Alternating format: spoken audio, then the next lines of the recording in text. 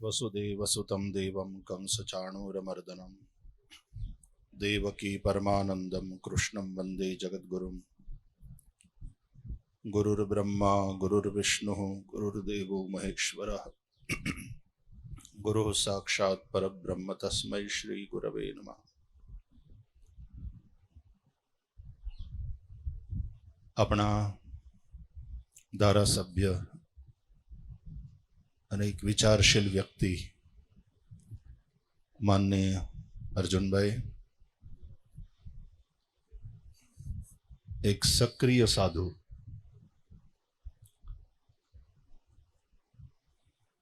શ્રદ્ધેય ભાનુસ્વામી, મંચાસીન સૌ મહાનુભાવો, આપ સૌ ભાઈ બહેનો,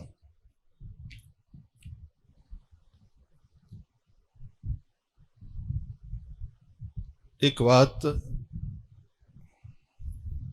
વિજયભાઈએ કરી કે આ માત્ર ઓક્સિજન મેળવવાની વાત નથી. એક વૃક્ષ એટલે ઘણી બધી વસ્તુ. ભાગવત મારો વિષય છે, મારો વિશ્વાસ છે, અને ભાગવતનો સતત સ્વાધ્યાય એ વ્યસન છે. એટલે શ્રીમદ ભાગવતના આધારે કહું, ચેતનાનું એકદમ પ્રારંભિક જે સ્તર છે એ વૃક્ષ છે.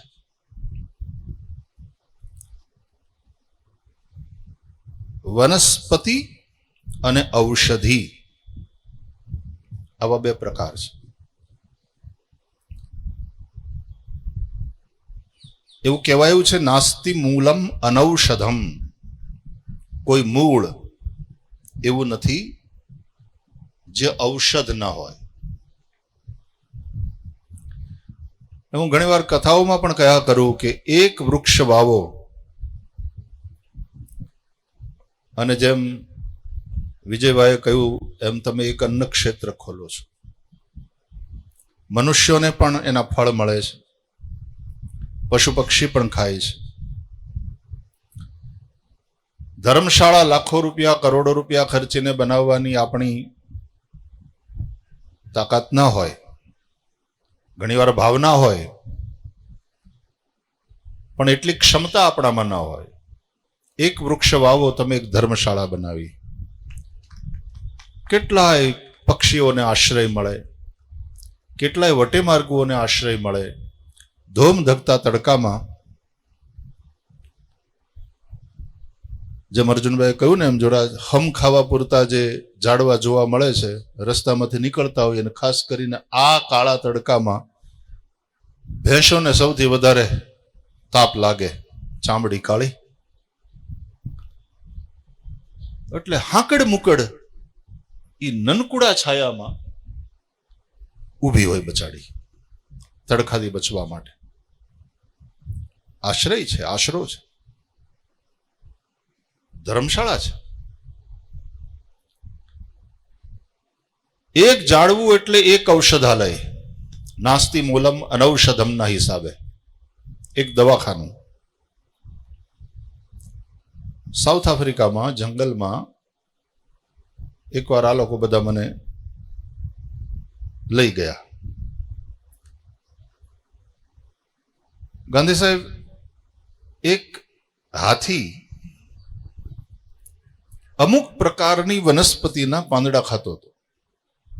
એટલે સાથે જે પેલો રેન્જર હતો એ માહિતી આપતો હતો. તો એણે કહ્યું કે આ હાથી બીમાર છે. તને કેમ ખબર? કઈ રીતે કહી શકે? એટલે એણે કહ્યું કે જે વનસ્પતિના એ પાંદડા અત્યારે ખાઈ રહ્યો છે એ એને માટે આ બીમારીની દવા છે. બાકી પશુ કયા દવાખાને જાય? એક એ બીજું કાંઈ નહીં ખાય આ દિવસોમાં, સીમિત માત્રામાં આ ઝાડના પાંદડા ખાશે અને 5-7 દિવસમાં એ સાજો થઈ જશે. નાસ્તિ મૂલમ અનૌષધમ. આપણે એ જીવો માટે એક ઔષધાલય તૈયાર કર્યું.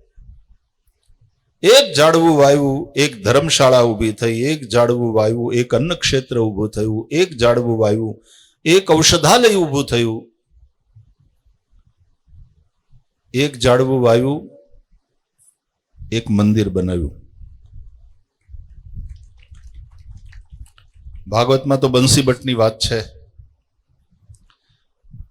ક્યારેક એમ થાય કે કૃષ્ણ ભગવાન ગાયો લઈને જાય તો કયા બંસી વટની નીચે ઉભા રહી અને વંશી વાદન કરે. વંશી વટનો મહિમા છે. વડલો, પીપળો, લીમડો, આ બધા ઝાડનો મહિમા આપણે ત્યાં કેમ કહેવાયો? અને લીમડાની અને હળદરની પેટન્ટ વિદેશવાળા એ લઈ લે. હવે તો આપણી સરકાર જાગૃત થઈ ગઈ છે ને ઘણું બધું છોડાયું, બરાબર છે ને. હળદરને આપણા વડીલોએ સર્વૌષધિ કહી. એના જેવી એન્ટીબાયોટિક બીજી કોઈ વસ્તુ નથી. એ જ શુદ્ધ હળદરની અંદરથી કંકુ બને ને એનો આપણે ચાંદલો કરીએ. દેવતાઓની પૂજામાં પણ હરિદ્રાદિ કુંકુમ ઇત્યાદિ બધા સુગંધિત અને પવિત્ર દ્રવ્યોનો ઉપયોગ થાય છે.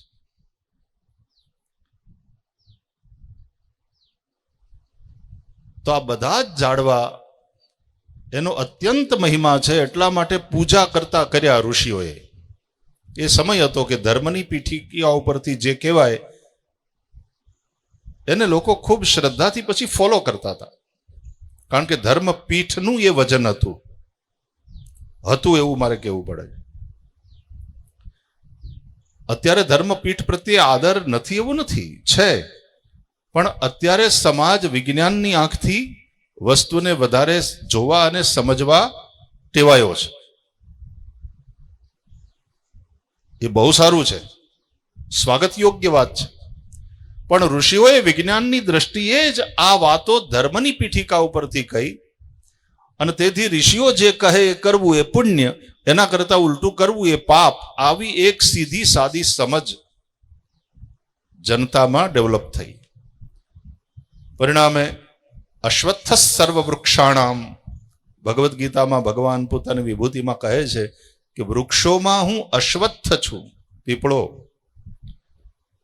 વટ સાવિત્રીનું વ્રત આવે, બહેનો વડલાની પૂજા કરે અને એ સૌભાગ્યવતીઓ દ્વારા પૂજાયેલો વડલો અને સૂતરનો દડો દોરાનો હાથમાં લઈ, દડી હાથમાં લઈ અને પછી જે ભગવાનના નામ લેતી લેતી પરિક્રમા કરતી કરતી એ વડલાને જે વીંટાળે પેલા દોરા, વરરાજા જેવો લાગે વડલો. એક તો એની પૂજા થઈ, એમાં દોરા વીંટ્યા હોય. ઈ વડલો પ્રસન્ન થઈને કેટલું આપે આપણને. વ્રતને જોડ્યા, વટ સાવિત્રી. તુલસી દરેક ઘરના આંગણામાં અનિવાર્ય બનાવવામાં આવી. કારણ કે તુલસી વિના ભગવાન કોઈ પણ વસ્તુનો સ્વીકાર ન કરે. આ વાત ઋષિઓએ કહી. શાલગ્રામ શિલા હોય તો તુલસીના પાંદડા વગર રખાય જ નહીં, અને નહીં તો દોષ લાગે. રાત્રિના સમયે શયનની ભાવના કરતી વખતે બધા જ શૃંગાર વડા કરી લો, પણ શાલિગ્રામ શિલા હોય તો ભગવાન શાલિગ્રામ પાસે એક તુલસીનું પત્ર તો હોવું જ જોઈએ.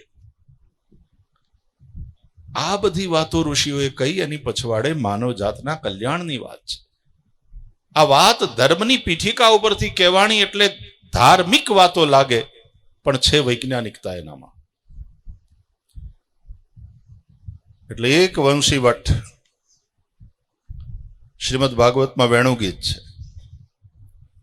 એ વંશી વટની નીચે ઉભા ઉભા ગોપાલ કૃષ્ણ મુરલી મનોહર વંશી વાદન કરે અને એ વંશી સાંભળી અને જે ગીત ગવાયું એ વેણુ ગીત. ભાગવતના 10મ સ્કંદનો 21મો અધ્યાય.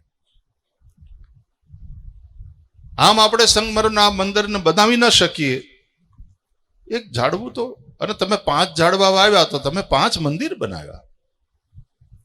એટલે માત્ર આ ઓક્સિજન મેળવવાની જ વાત નથી, એ તો કરે જ છે. ઝાડવું શંકર છે. કાર્બન ડાયોક્સાઇડનું ઝેર પી અને આપણને ઓક્સિજનનું અમૃત આપે છે.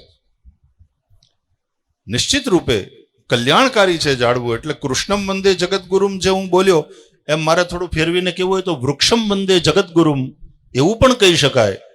કારણ કે એ જગતગુરુ જેવું છે ઝાડવું. કહેવાયું જ છે આપણા ભક્તિ સાહિત્યમાં, સરોવર તરુવર સંત જન ચોથા બરસે મેહ પરમાર્થને કારણે ચારો ધરિયા દેહ. હું જો ભૂલતો ન હું અર્જુનભાઈ, તો આપણી રાષ્ટ્રીય વન નીતિ અનુસાર કોઈ પણ રાજ્યની 33% જમીનમાં જંગલ હોવા જોઈએ. આ આપણી રાષ્ટ્રીય વન નીતિ છે. કમસે કમ 33% જમીનમાં જંગલ હોવા જોઈએ. આપણે ગુજરાતની આમ પર કેપિટા ઇન્કમ ભલે ગણમાં એટલી ઊંચી હોય, પણ આ બાબતમાં આપણે દરિદ્ર છીએ. કેટલા ટકા આપણી જમીન ગુજરાતની, અને એમાંય આપણે આપણા પોરબંદરની વાત કરીએ તો આપણે એ બાબતમાં કેટલા બધા દરિદ્ર છીએ. હવે એ દરિદ્રતાનો અહેસાસ થતા એને દૂર કરવા માટે તેને બધાએ કમર કસી છે. એ ખરેખર સ્વાગતને યોગ્ય છે. એટલા માટે રામદેવભાઈ ને બધા આવ્યા મારી પાસે, ત્યારે મેં કહ્યું કે બિઝી દિવસ છે મારો, પણ હું સમય કાઢીને આવીશ, કારણ કે આ પ્રવૃત્તિ વધાવવા જેવી છે. આપમાંથી ઘણા બધાને ખબર છે કે સાંદીપનીની આપણી જમીન જ્યારે લીધી બેરન લેન્ડ હતી સાવ. થોડાક નીચે જાઓ એટલે પાણી ખારું, ઓર થોડા વધારે ઊંડા જાઓ તો ઊંચી ક્વોલિટીનું ખારું. અત્યારે ભગવાનની દયાથી સાંદીપનીમાં હજારો ઝાડવા છે. આટલી ગ્રીનરી ઊભી કરી શક્યા છીએ કે હરિમંદિર બંધાયું એ પહેલાથી હું કહ્યું કે આપણે પહેલા વૃક્ષ મંદિર એ ઊભું કરો. પૂજ્ય પંડુરંગ દાદાએ વૃક્ષ મંદિરનો કોન્સેપ્ટ આપ્યો હતો. અને સ્વાધ્યાયી ભાઈ બહેનો એવા કેટલા બધા વૃક્ષ મંદિરો ઊભા કર્યા. અને એમાં પૂજ્ય દાદાનો જે આખો ભાવ હતો એ વૃક્ષ મંદિર, એમાં ત્યાં જઈને જેનો વારો આવે ત્યારે ત્યાં જઈને એણે પૂજા કરવાની, શ્રમદાન કરવાનું, પૂજા કરવાની. ઘરેથી લઈ આવેલું ભાતું એ ટીમણની વાત જ આખી જોઈએ. હજી મારે કોઈ લાંબી લોંગ ડ્રાઈવ થાય અને સાથે જમવાનું હોય તો પછી ક્યાંક સરખી ઝાડવાની છાયા જોઈને વનરાજી જોઈએ એટલે ગાડીને સાઈડમાં લઈ ત્યાં નીચે ઉતરી જઈએ, ચટાઈ બટાઈ પાથરી, અને પછી જે સાથે લીધું હોય એ પ્રસાદ 5 સ્ટાર હોટેલના મોટા સરસ મજાના ડાઇનિંગ ટેબલ ઉપર બેસીને જમવાની જે મજા ના આવે તમને લોકોને, એ મજા અહીંયા આવે એ તો પાકું. જૂના જમાનામાં જાન જાતી ત્યારે રસ્તામાં આ રીતે ગાડા રોકીને ઝાડવાની છાયામાં ઊભા રહી ત્યાં બેસી, લગભગ નદીનો કાંઠો હોય અને ઝાડવાની છાયા હોય, ત્યાં જાન થોડી વાર રોકાય, બધા હાથ પગ ધોઈ પાણી પીવે અને ટીમણ કરે ઝાડવાની છાયામાં. કેટલા જણા એવા લગ્નમાં ગયા, હાથ ઊંચા કરો તો. મને નાનપણનો યાદ છે. ટીમણ જાનમાં ગયા હતા અને હા, પટારામાં લાડુ ભર્યા હોય ને એની નીચે અર્જુનભાઈ કીધું ને કે ત્યાં ઝાડવાની નીચે ટેમ્પરેચર માપ્યું તો કેટલા ડિગ્રીનો ફરક. આ ઝાડનો મહિમા આપણે ભણેલા ગણેલા ને સમજદાર લોકો આપણને કેમ નહીં સમજાતો હોય. અને સહેલી વસ્તુ છે. કોણ સી બડી બાત હૈ. વૈષ્ણવો આપણે ચુનરી મનોરથ કરે જમનાજીનો. અર્જુનભાઈ એક વાક્યનો પ્રયોગ કર્યો કે માં ધરતીને વસ્ત્ર પહેરાવો. વૃક્ષો વાવવા મને એમ લાગે છે કે માં ધરતીનો ચુનરી મનોરથ છે. જેટલા ઝાડવા વાવીશું વધારે, ગમે એટલું સારું કરોડો રૂપિયાનું ભવન આપણે ઊભું કેમ ન કર્યું હોય, પણ એની શોભા અંદર ગમે સરસ મજાનું ઇન્ટિરિયર લાખો રૂપિયા ખર્ચીને તૈયાર કરાવો, પણ એ બંગલો બનાવ્યો હોય તો એની શોભા તો બહાર કેટલા ઝાડવા, કેવી સરસ લોન છે, કેવા સરસ બીજા છોડવા ઊભા થયા છે. સૌંદર્ય તો એનું એના થકી જ છે. આજે પોરબંદર એક સારા હેતુ માટે થઈને આળસ મરડીને બેઠું થયું છે. અને પોરબંદરની એક આપણી તાસીર છે, મેં જોઈ છે આટલા વર્ષથી તમારી સાથે અહીંયા તમારી વચ્ચે રહ્યો છું. એટલે ઓતાર આવતા થોડી વાર લાગે, પણ એકવાર ઓતાર આવ્યો તો પછી વન્ડર ક્રિએટ કરીને દેખાડે. એ પોરબંદર છે. એકવાર જો સંકલ્પ કરી લે પોરબંદર, તો પછી એ કરીને જ દેખાડે એમ નહીં, સારામાં સારી રીતે કેમ થાય એનો અનુભવ મેં કર્યો છે. તો નિશ્ચિત રૂપે રામદેવભાઈ અને મંડળી 2000 ઝાડનો લક્ષ્યાંક લઈ અને ચાલે છે 5000 ઝાડનો. એ તો નિશ્ચિતપણે, આમ તો પોરબંદરના હિસાબે 5000 ઝાડ તો ઘણા બધા, સાંદીપનીના સંકુલમાં જ કેટલા ઝાડ હશે, અને તોય હજી અમને ધરવ થતો નથી. હજી વધારે વાવવા છે. આગળના બિલ્ડિંગોનું ભવિષ્યનું જે લેઆઉટ તૈયાર થાય આપણો, એકવાર લેઆઉટ તૈયાર થાય એટલે પછી ભીંગડી 2 વર્ષમાં થશે, ઝાડવા 2 વર્ષમાં નહીં થાય. અત્યારથી વાવવા માંડો એ પ્રમાણે ગોઠવણી કરીને. પાણી પાઓ, પાણી પાઓ, પાણી પાઓ. તમને ગામડાના અંદર જે જન્મ્યા અને ઉછરીને મોટા થયા હશે અને ખબર હશે, આરાવારા આવતા ખબર છે. અને એ 3 દી ગામની બહાર નદીએ નાવા જઈ, ભીને કપડે નાઈને પછી ભીને કપડે, બંને હાથમાં બાલટી હોય તો બાલટી, જગ હોય તો જગ, ઘડા હોય તો ઘડા, લોટા હોય તો લોટા. નનકુડા બાળકોથી વધારે ઉપડે નહીં તે લોટા ભરી ભરી અને કિનારે ઉભેલી ધ્રોખડને પાણી પાવાનું, બાવળને પાણી પાય, પીપળાને પાણી પાય, જેટલા ઝાડવા હોય બધા એને પાણી પાવાનું. એનાથી પિતૃઓને બહુ તૃપ્તિ મળે. આ ભાવ ભીને કપડે આ અમે કર્યું છે નાનપણમાં. અને એ 3 દિવસ અર્જુનભાઈ જે ઉત્સવ જેવા લાગતા. ઘણા બધા લોકો ત્યાં બીજા એ રીતના આર્થિક રીતે નબળા વર્ગના લોકો હોય, અને સાધુ બ્રાહ્મણ આ તે બધા ત્યાં એ પણ ઓલું એનું પોતાનું બિછાનું પાથરીને બેઠા હોય. લોકો ત્યાં અનાજ, દક્ષિણા, કંઈક ખાવાનું એ બધું આપે. આ વહેંચીને ખાવાની, એકબીજાની હારે રહેવાની ને એકબીજાના આહુડા લૂછવાની આ જે ભાવના છે ને, તમારામાંથી ઘણા બધાએ વિદેશોની ખૂબ યાત્રા કરી હશે. મને પણ ભગવાન ભાગવતે ફેરવ્યો. પણ આ વસ્તુ જે ભારતમાં છે ને, એ કદાચ ક્યાંય હશે. દરેક કન્ટ્રીની પોતપોતાની સંસ્કૃતિ હોય છે, પોતપોતાની વિરાસત હોય છે. પણ આ જે ઉષ્મા છે એ ભારતનું ઘરેણું છે, એ ભારતની સંપત્તિ છે. 5000 ઝાડવાનું જે લક્ષ્યાંક છે, એમાં જે રીતે તમે અત્યારે અહીંયાથી ભરતભાઈ બધા આંકડા આપ્યા એ હિસાબે 5000નો નિર્ધારિત લક્ષ્યાંક તો પહોંચીને આપણે ક્રોસ કરી જ જઈશું. પોરબંદર માટે 5000 ઘણા ઓછા છે, એ વાત સાચી છે. બટ શરૂઆત હંમેશા નાનકડી હોય, અને એ એકવાર પાક્કું થઈ જાય ને. એમાં જે રીતે વિજયભાઈએ વાત કરી, વાહ સાહેબ, તમે કેટલું ભણ્યા? ગ્રેજ્યુએશન છે. આ કમિટમેન્ટ છે ને, એ બહુ મહત્વનું છે.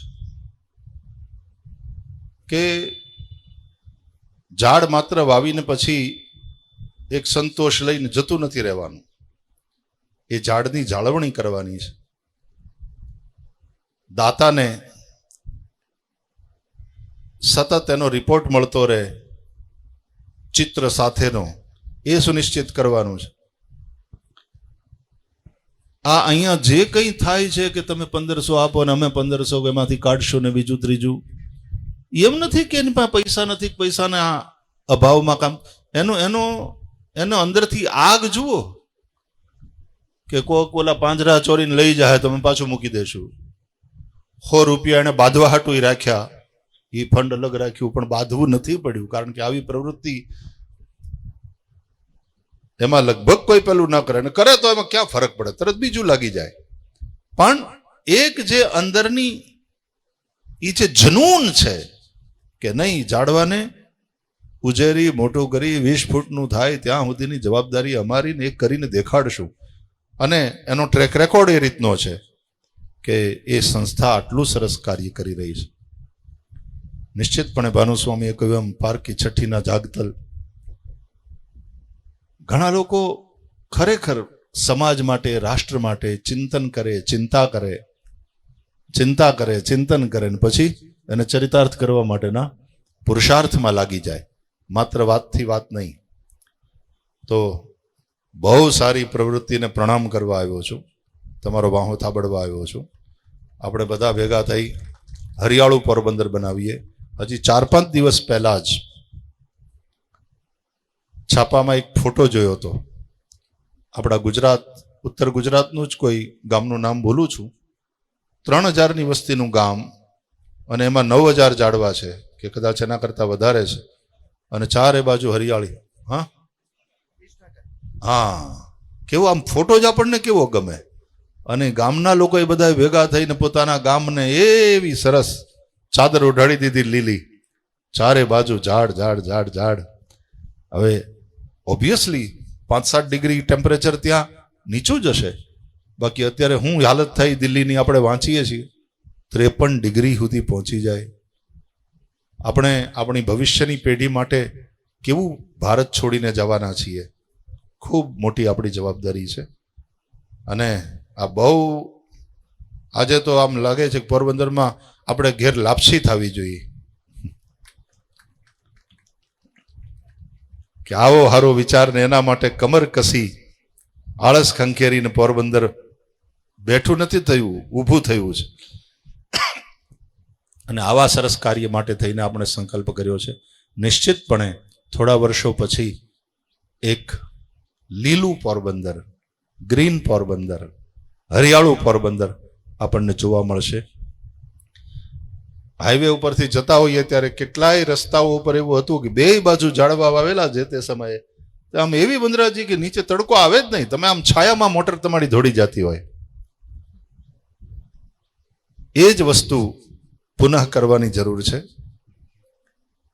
અમારે એક વનશ્રી ફાઉન્ડેશન પણ મુંબઈમાં એક શરૂ કર્યું હતું આપણા એક પ્રેમીએ, પણ એ પોતાની પછી તબિયતને હિસાબે, ને આઈ થિંક હવે એનું કાર્ય બીજું કોણ સંભાળે છે મને ખબર નથી, પણ એમણે પણ કંઈક આવી જ પ્રવૃત્તિ શરૂ કરી હતી. પણ આ એક નીવડેલી સંસ્થા છે.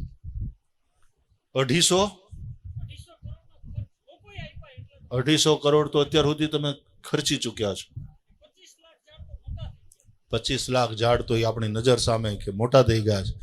આવી એક જનૂનથી કામ કરનારી સંસ્થા અને એનો સપોર્ટ મળ્યો છે, ત્યારે પછી હવે આપણી વારે વાર છે, અને આપણે વાર લગાડીએ એવા નથી. તમે જે રીતે ઉત્સાહપૂર્વક અહીંયા જોડાયા છો, નિશ્ચિતપણે ખૂબ સરસ. ભાનુસ્વામી એ પણ એમને ત્યાં વાવશે, બાકી આપણે આપણું ઘર તો સંભાળી. હજી સાંદીપનીમાં અમે બીજા વધારે વાવશું. ખાડો કરવા માટે પદુભાઈનું મશીન એ હંમેશા તૈયાર છે, આના પહેલાંય તે રીતે કરેલું. અને ખાડા ભરવા માટે આપણે બધા તૈયાર થઈ જઈએ, અને એ ખાડો એવો ભરાય કે પાછો એ ખાડો રીયુઝેબલ ન હોય. આમ તો કરવું પડે, પણ એવો કાંઈ એવા ભાગશાળી ખાડા. અચ્છી વાત, બહુ અચ્છી વાત કરી આપણે. એ કેવો ભાગશાળી ખાડો, વાહ. હા, સદભાગી ખાડો, બહુ બઢિયા. પાછા કે મને કઈ બોલતા આવડતું નથી ને આમ ને તેમને, પણ કેવી જમાવટ કરી. અને જે કામમાં જમાવટ કરે ને સાહેબ, એનો ટ્રેક રેકોર્ડ સારો હોય ને પછી એની આ જમાવટ હોય જ, એ આત્મવિશ્વાસ સાથે બોલતો હોય. ખૂબ ખૂબ વિજયભાઈ, ખૂબ ખૂબ તમારી પ્રવૃત્તિને વંદન ને આશીર્વાદ. હા, બિલકુલ એવું કરીશું, બિલકુલ એવું કરીશું. હા, વાહ, બહુ સરસ. શ્રીમદ ભાગવતના અનુસાર 10મ સ્કંદની અંદર ભગવાન શ્રી કૃષ્ણ બલભદ્રને ઉદ્દેશીને અને પોતાના બધા સખાઓને ઉદ્દેશીને વૃક્ષોનો મહિમા ગાય છે. વૈષ્ણવો છો, ક્યારેક ઘરમાં ભાગવતનો પાઠ કરો તો એ પ્રકરણને જોજો કે ભગવાન શ્રી કૃષ્ણ જગતગુરુ એમણે વૃક્ષોનો કઈ રીતનો મહિમા ગાયો છે. અને શ્રીમદ ભાગવત અનુસાર ચેતનાનું પ્રારંભિક જે સ્તર છે એ વૃક્ષ છે. ત્યાંથી ચેતનાનો પ્રારંભ. આપણા ડોક્ટર જગદીશચંદ્ર બોઝ એણે પણ દુનિયાને કહ્યું કે વૃક્ષોમાં પણ જીવ છે, પ્રાણ છે. શ્રીમદ ભાગવતમાં એ છે, આપણા શાસ્ત્રોમાં એ વાત કહી છે. અને ચેતનાના એ પ્રારંભિક સ્તરથી માંડી અને મનુષ્યના રૂપમાં જે ચેતનાનું સર્વોચ્ચ સ્તર છે, ત્યારે આપણે ચિંતા નહીં કરીએ એ જાણવાનું. ભાગવતના અંદર વિરાટનું વર્ણન છે, એમાં વૃક્ષોને વિરાટ ભગવાનના રોમ કયા છે. અને તેથી એ રોમને કાપી કાપી કાપી અને વિરાટ વિરૂપ ન થાય પણ એનું સ્વરૂપ એવું થાય ને ધરતી માતાની. મને આ બહુ ગમ્યું. ધરતી માને આપણે વસ્ત્ર આપીએ એટલે જ યાદ આવ્યું, ગ્રીન કવર આપીએ આપણે એટલે જ યાદ આવ્યું. વૈષ્ણવો આપણે કેવો ચુંદડી મનોરથ કરે જમનાજીના, એમાં આપણે ધરતી માતાનો ચુંદડી મનોરથ કરીએ અને ધરતી માતાને એવી સરસ મજાની ગ્રીન સાડી પહેરાવીએ. માં ધરતી આપણને આશીર્વાદ આપે, ભવિષ્યની પેઢીનું જીવન સુરક્ષિત રહે. હા, ખૂબ ખૂબ મારો રાજીપો અને આપ સૌને અભિનંદન અને આપની આ વૃત્તિ, આ પ્રવૃત્તિ અને આ જનૂનને વંદન. સૌને જય શ્રી કૃષ્ણ.